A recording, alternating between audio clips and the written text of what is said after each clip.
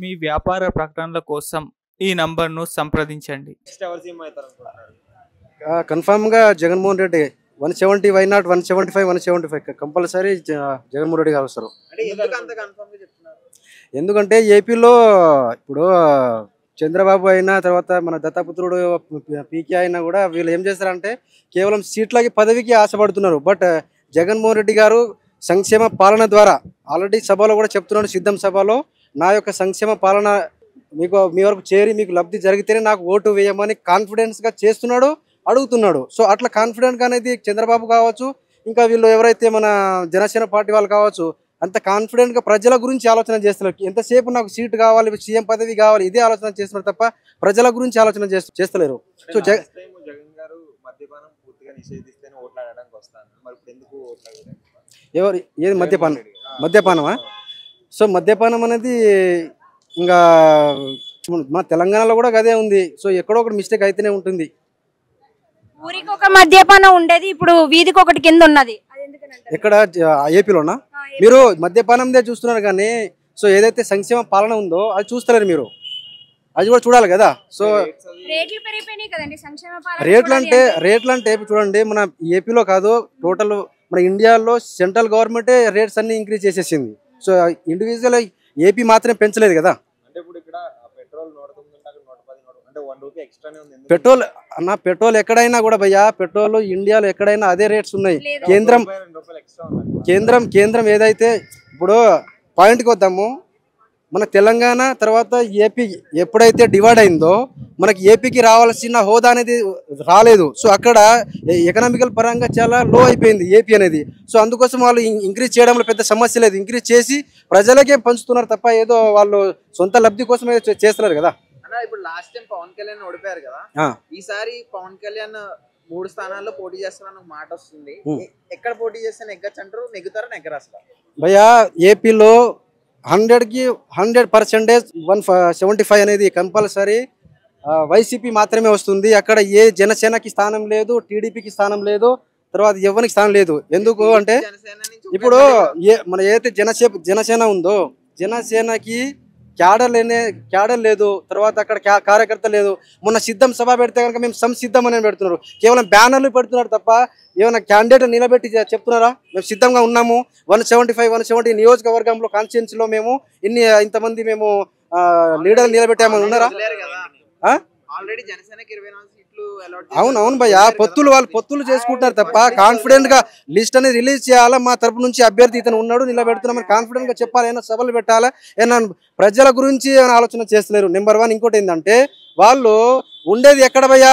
తెలంగాణలో ఉంటున్నారు. తెలంగాణలో ఉండి ఏపీలో పాలిటిక్స్ చేస్తున్నారు. ఇది ఎంతవరకు నిజం? అందుకోసమే జగన్మోహన్ రెడ్డి ఏపీకి సంబంధించిన క్యాండిడేట్, ఏపీలో ఉండి అతను ప్రజల పక్షాన అతను పోరాడి ప్రజల కోసమే ఆలోచన చేస్తున్నాడు, అక్కడ ఉండి పరిపాలన చేస్తున్నాడు. వీళ్ళందరూ హైదరాబాద్లో వచ్చి ఒక హోటల్ కూర్చొని ఎట్లా సీట్లను పంచుకుందాము, ఎట్లా పొత్తులు పెట్టుకుందాము, ఎట్లా పంచుకుందాము, తిందాము, అదే ఆలోచన చేస్తున్నారు తప్ప ప్రజల దగ్గర వెళ్ళి రైతుల సమస్యలు కావచ్చు, ఎట్లా మనం పరిపాలన చేయాలని అది ఆలోచన చేస్తున్నారు. అందుకోసము అక్కడ ప్రతి ఒక్క క్యాండిడేట్ని మీరు అడగండి, ప్రతి ఒక్క అభ్యర్థిని అడగండి, ప్రతి ఒక్క ప్రజల్ని అడగండి, 100% వాళ్ళందరూ కూడా లబ్ధి పొందిన వాళ్ళే. అందుకోసం అందరూ కూడా వాళ్ళే సైనికులు లెక్క కదులుతున్నారు. ఇక్కడ ఏదో జగన్మోహన్ రెడ్డి ఏదో డబ్బులు పెట్టి ఏదో సీట్లు అవి లేదు, కంపల్సరీ అక్కడ ప్రజలు లబ్ధి పొందుతున్నారు. అమ్మ ఒడి కావచ్చు, తర్వాత ప్రతి ఒక్క స్కీమ్ కూడా డైరెక్ట్లీ మధ్యలో ఎవరు కరప్షన్ కాకుండా డైరెక్ట్లీ వాళ్ళ యొక్క అకౌంట్కి చేరుతుంది. So why not 175 compulsory Jaganmohan Reddy ఈసారి భారీ మెజారిటీ తోటి రాబోతున్నాడు భయ్యా. ఇది 100% పక్కా రాసుకోండి యూట్యూబ్ క్లాస్. ఇంతకుముందు ఏదైతే బీఆర్ఎస్ గవర్నమెంట్ ఉందో ఇప్పుడు కాంగ్రెస్ గవర్నమెంట్ అందరూ కూడా మార్పు కావాలి అని ప్రజలందరూ కూడా కాంగ్రెస్ని ఎన్నుకున్నారు. సో ఇప్పుడు చాలా మంది కాంగ్రెస్ మీద కామెంట్ చేస్తూ ఉన్నారు, గుంపు మేస్త్రి అని ఇంకేదో అని ఇంకోదని. వాళ్ళకి టైం అనేది ఇవ్వాలా. సో ఇంతకుముందు బీఆర్ఎస్ గవర్నమెంట్ కూడా చాలా మేము ఇది చేస్తాము, దళిత ముఖ్యమంత్రి చేస్తాము, తర్వాత ఇంటికి ఉద్యోగం ఇస్తాము, ఇవన్నీ కూడా దొంగ హామీలు ఇచ్చారు, అందులో నెరవేర్చలేదు. సో ఇప్పుడు ప్రజలందరూ కూడా మార్పు కోరుకుంటున్నారు. కాంగ్రెస్ గవర్నమెంట్ నుంచి ఏదైతే ఈ 6 అభయహస్తాలు ఏదైతే స్కీమ్స్ ఉన్నాయో దానికి కొంత టైం ఇవ్వాలి. నాకు ఇప్పటికీ అర్జెంట్ కావాలి అంటే కనుక ఏదనేది జరగదు. వాళ్ళకి కొంచెం కొత్త గవర్నమెంట్ అన్ని చూసుకోవాలా, ఎక్కడ ఏం కరప్షన్ జరిగింది, ఎక్కడ ఏంటి అని చూసుకొని వాళ్ళు ఒక 6 స్కీమ్స్ అయితే ఉన్నాయో అవి కంపల్సరీ వాళ్ళు నెరవేరుస్తారు. అయితే టైం ఇచ్చారో ఆల్రెడీ ఇప్పుడు నేను ఈ 27 వరకు ఇంకా 2 స్కీములు కూడా వాళ్ళు ఇంప్లిమెంట్ చేస్తున్నారు. సో కంపల్సరీ 100 రోజుల లోపల అంటే 100 డేస్ వరకు వాళ్ళు టైం ఇచ్చారు. వాళ్ళకి అడిగారు, ఇవ్వాల్సిందే, కంపల్సరీ చేస్తారు వాళ్ళు. సో ఎంపీ ఎలక్షన్లో ప్రజలందరూ కూడా ఏమనుకుంటున్నారంటే, అయ్యో మాకు రైతు బంధు పడలేదు కదా, మాకు పెన్షన్ రాలేదు కదా, ఇంకొకటి ఇది అయితే వేస్ట్గా మేము కాంగ్రెస్ గవర్నమెంట్ని మేము ఎన్నుకున్నాము, ఇంతకుముందు కేసీఆర్ గవర్నమెంటే బాగుండే అని అనుకుంటున్నారు. బట్ మీరు అందరూ కూడా అపోహ పడుతున్నారు. ఎందుకు అపోహ పడుతున్నారు? వాళ్ళకి టైం అనేది ఇవ్వాలా. సో ఎంపీ ఎలక్షన్లో అందరూ కూడా ఇప్పుడు బై ఎలక్షన్ పెడితే కేసీఆర్ వస్తారు. అందరూ కూడా ఒకసారి ఆలోచన చేయాల్సిన విషయము, 10 సంవత్సరాలు మనము ఏదైతే మన బీఆర్ఎస్ గవర్నమెంట్ మన కేసీఆర్కి మనము అప్పగించినప్పుడు అతను ఏదైతే హామీలు అనేది అతను డైరెక్ట్గా నోటి ద్వారా చెప్పి మళ్ళీ మేము చెప్పలేదని అనడం జరిగింది. ఎంపీ ఎలక్షన్లో కూడా కాంగ్రెస్ గవర్నమెంట్కి కంపల్సరీ వేయాల్సి ఉంటుంది. ఎందుకు? వాళ్ళకి టైం ఇవ్వాలి. ఇది ప్రజల గవర్నమెంట్, ప్రజల కోసమే ఆలోచన చేసే గవర్నమెంట్ కాబట్టిగా కంపల్సరీ ఎంపీ ఎలక్షన్ కూడా 100% 14 సీట్లు ఎంపీ ఎలక్షన్లో కాంగ్రెస్ గెలవబోతుంది. ఇది రాసుకోండి బస్ పక్క. ఫ్రీ బస్ అనేది ఇప్పుడు లేడీస్కి సంబంధించింది free bus. So free bus వాళ్ళు లేడీస్ కోసము ఆలోచన చేసి పెట్టిన ఒక స్కీము. దీని ద్వారా ఆటోలకి నష్టం జరుగుతుంది, ఇంకొకటి జరుగుతుంది అని అంటే ఇది అపోహ. ఇది ఇప్పుడు ఉదాహరణకి ఇక్కడ నుంచి హైదరాబాద్ నుంచి వరంగల్ వెళ్ళాలి, హైదరాబాద్ నుంచి నల్గొండ వెళ్ళాలా, ఇక్కడ నుంచి ఆటోలో వెళ్ళగలుగుతామా? ఎవరి దారి వాళ్ళకి. ఇప్పుడు ఎవరైతే బస్సులో వెళ్ళాలి అనుకుంటున్నారో వాళ్ళు బస్సులో వెళ్తారు, ఎవరు ఆటోలో ఎక్కాలనుకుంటున్నారో వాళ్ళు ఆటోలో వెళ్తారు. అంతే తప్ప ఏదో ఫ్రీ బస్సులు పెట్టారు కదా, మా ఆటోల మీద పొట్ట కొట్టారు, మాకు ఇన్కమ్ లేదు, ఇది అపోహ. సో దాని ద్వారా ఇప్పుడు వాళ్ళ ఇంట్లో సంబంధించిన లేడీసే కావచ్చు, వాళ్ళు ఇప్పుడు ఉదాహరణకి హైదరాబాద్ నుంచి ఎక్కడైనా వాళ్ళు టెంపుల్స్కి వెళ్ళాలా, అక్కడ నుంచి ఎక్కడైనా వాళ్ళు వెళ్ళే రిలేటివ్స్ వాళ్ళ ఇంటికి వెళ్ళాలనుకోండి, ఇప్పుడు అంత దూరము కనీసానికి ఒక 1000 రూపాయల దాకా అవుతుంది. 1000 రూపాయలు వాళ్ళ లేడీసే ప్రయాణిస్తారు కదా కంపల్సరీ, అవునా కదా? ఇప్పుడు ఈరోజు మేడారం జాతర అని నడిచింది ఇన్ని రోజులు.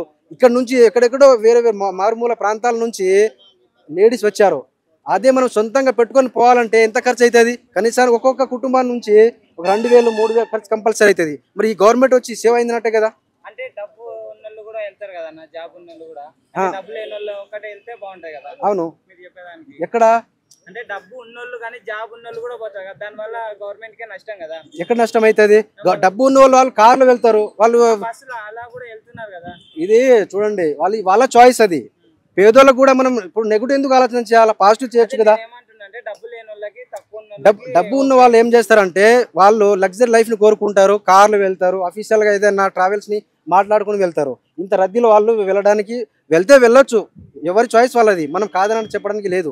సో ఈ గవర్నమెంట్ కి టైం అనేది ఇవ్వాలా, టైం ఇచ్చి చూడాలా. సో ఒక 1 year అయింది, 2 years అయింది, వాళ్ళు ఇచ్చిన హామీలు నెరవేరలేదు అని అంటే మనం అప్పుడు తిరుగుబాటు చేయాలా, అప్పుడు ఏదైనా ధర్నాలు చేయాలా, అప్పుడు ఇంకైనా చేయడానికి అనేది ఉంటుంది. బట్ వాళ్ళు వచ్చి ఒక 2 months కాదు, ఎక్కడ ఏ సీట్లు ఉన్నది, ఎక్కడ ఏమున్నది అనేది చూసే లోపే అందరూ కూడా కామెంట్ చేస్తున్నారు. ఇది తప్పండి. ఇది వాళ్ళకి టైం ఇద్దాము, చూద్దాము.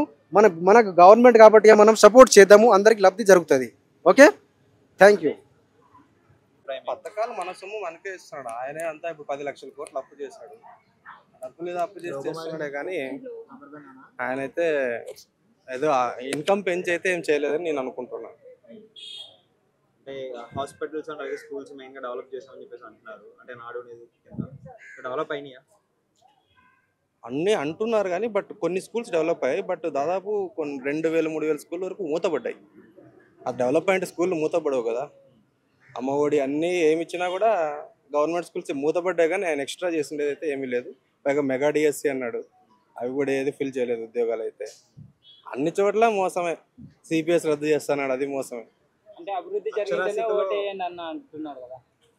అభివృద్ధి జరిగింటేనే ఓటేయండి, అందుకే అభివృద్ధి జరగలేదు కాబట్టి ఓటేయం. అంటే అక్షరాస్యతలో నంబర్ 1 ఉంది అంటున్నారు కదా. అదంతా ఫేక్ అండి, ఫేక్ ప్రాపగాండా అది. ఇప్పుడు ఉద్యోగాల కోసం బెంగళూరు, చెన్నై ఇట్లా వెళ్తున్నారు, హైదరాబాద్, ఆంధ్రాలో అసలు ఒక 10 కంపెనీల పేర్లు కూడా చెప్పమంటే చెప్పలేకపోతున్నారు మినిస్టర్స్.